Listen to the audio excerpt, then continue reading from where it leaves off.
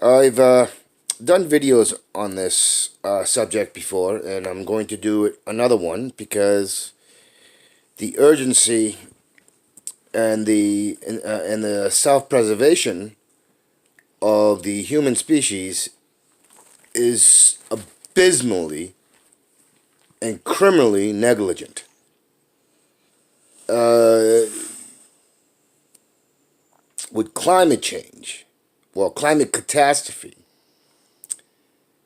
as well as the degradation and decimation of the ecosystem with the use of pesticides, with the use of agricultural techniques, with the animal agro farming that is putting giving an overdose of nutrients, which is killing off plankton in the oceans. And plankton is the base food for many of the sea life, which it's the base that's base of the cycle for all sea life. On top of this,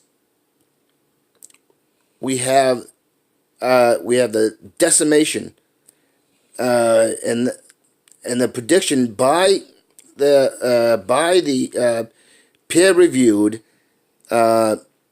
sciences on entomology, which is insect life. And insect life is like plankton. It is the basis. It's a root basis for the viability of the ecosystem.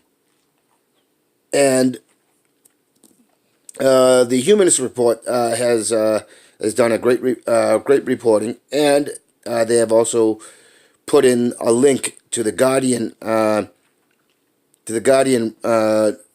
news report done on the subject of insect annihilation, and so we have this going on.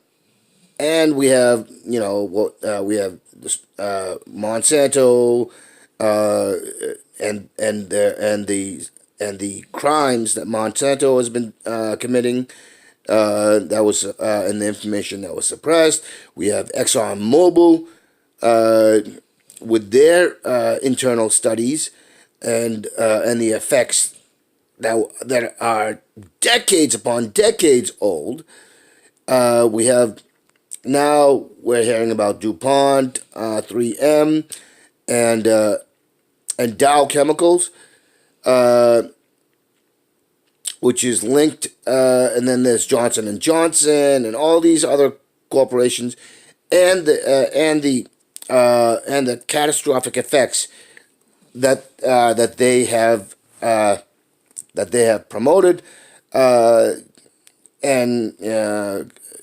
kind of on the same lines, but kind of off of it is Purdue Pharma and the Sackler family with their OxyContin. You see all of this going on. So that's just to outline what is taking place.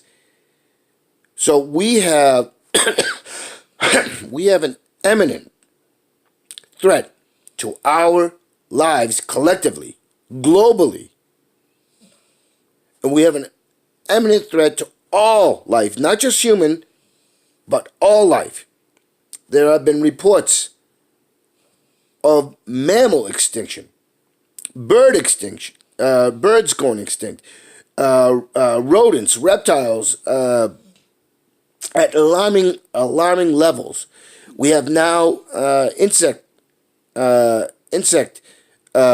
extinction at an alarming level, with almost a 3% increase yearly of insects dying off and going extinct, with a baseline of 40% already extinct. And other alarming trends in other animals, and also also similar happenings in our oceans and our fresh water. Never mind all the toxins that are being flooded into the ecosystem. Fukushima and the radioactive waste being dumped into the oceans, which is traveling around the globe. All of this, and the fact that we have insane people in centers of power now wanting to go back and start producing nuclear weapons that are being named tactical nukes, which means that that it's usable. Well, using any nukes is silly. It's insane. Never mind that that we've already been using depleted uranium for armaments, for our tanks and our bombs, and so on and so forth. So you have all this going. So the urgency, the imminent threat, the clear and present danger is there, yet there's no urgency.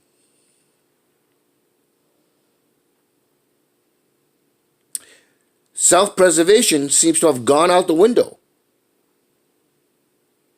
And insanity seems to have been embedded into the populace, global population. I've said this before. Insanity, this insidious insanity, seems to have seeped into every human. And the few who are actually talking and speaking out seems to go nowhere. We have my father has this level of insanity because he is buying into this fantasy that it's inflated, that the planet will somehow regulate itself. And he's right, it will regulate itself once we are all gone. The planet will be fine, and it will, and life will probably continue, but it won't be with humans, and it won't be with many of the animal life and insect life and plant life that's that's currently here.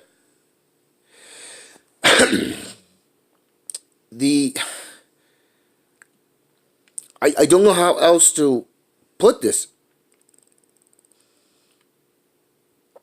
We must get militant. We must get militant. We must be forcefully militant. Because what is the sense of working or even saving money or being even a millionaire or a billionaire if you can't leave a legacy, if there is no future? We might as well all just stop doing anything, eating, drinking, or we might as well just take a gun to our heads and shoot ourselves, because that is what this equates to. Something I've also covered before is the rise of suicides and mental instability in the population. With with the current system and with the current thinking, this unreal fantasy and hope. That's fantasy of this hope that somehow, some way, someone else or something else will correct it. But understand, we are only going to be able to correct it ourselves. But we must be militant. We must be forceful. We must bring it to a stop. And we must change and take a 180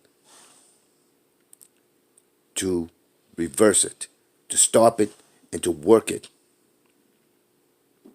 Otherwise, take out your guns, bring out your knives, and start killing yourselves and killing each other, because that is what we are facing. It matters not in the minute, in the second, and in the present, unless we take militant, drastic actions. Death is part of life. It is part of nature. Understand, all the reports say what I've been talking about for years now, is that there is a direct correlation between the wholesale poisoning and the destruction of our ecosystem in the foods that we consume, in the poisons that are being dumped wholesale, that's getting into everything, in the factors that climate disaster is real, climate catastrophe is real, in the fact that the animal and insect and plant life are going to the waste bin.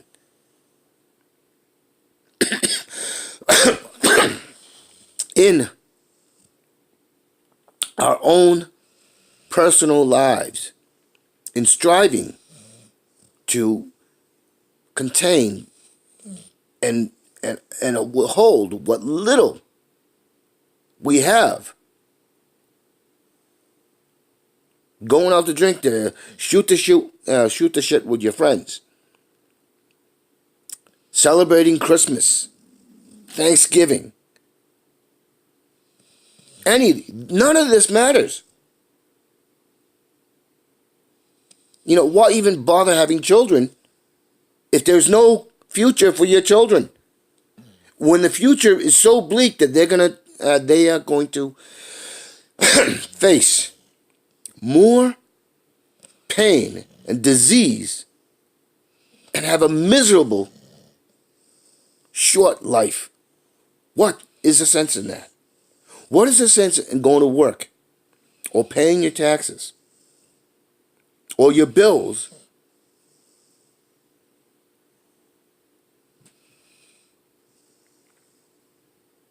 Are we intelligent, evolved humans, or are we nothing more than instinct-driven animals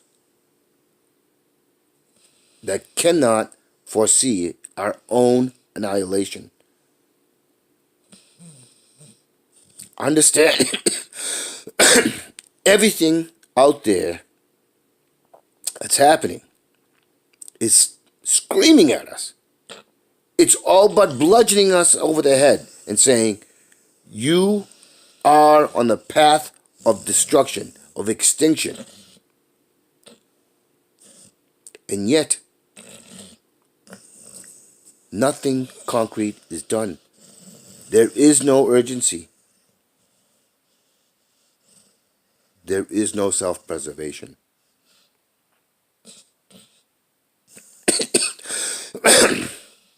You know, this coughing and everything else, it's partly due to my smoking, but it's also because the foods I consume.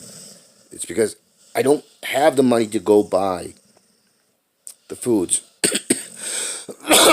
that would help me. I can't go see a doctor because I'm pretty sure probably I do have cancer. Something dramatic. I'm stressed out. I'm worried. I feel depressed, and it isn't simply from my own from my childhood, my my horrible childhood. It isn't that. It isn't that alone. Like everything in life, there's multiple vectors and reasons. I smoke because I feel depressed.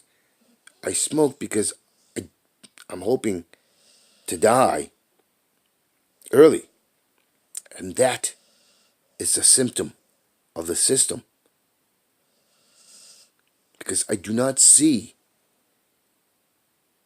a bright future, and that is what many have. That is why there has been a dramatic uptick in suicides. That is why there is a dramatic uptick in pessimism. That is why there is a dramatic uptick in anger. That is why there is a dramatic uptick in mass shootings.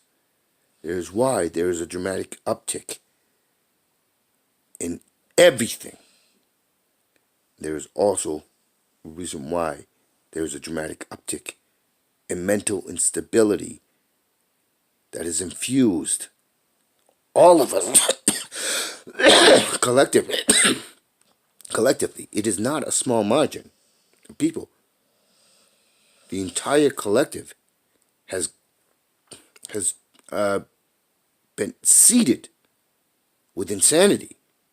Myself, my father, my brother, my sister, my cousins, my aunts and uncles, my friends,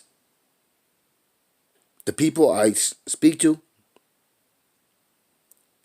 it's all because of everything I speak of.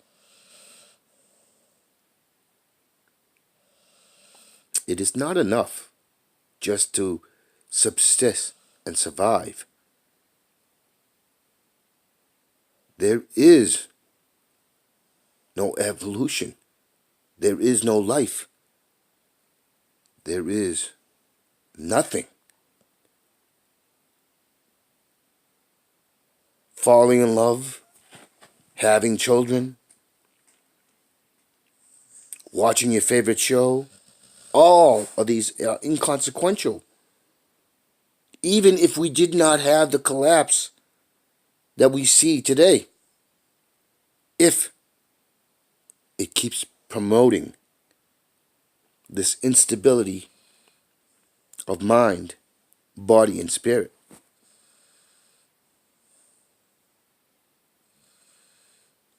There must be an urgency. There must be an imperative urgency of responsibility and obligation in each and every one of us to force the change and to come out and make the reparations we need for a future.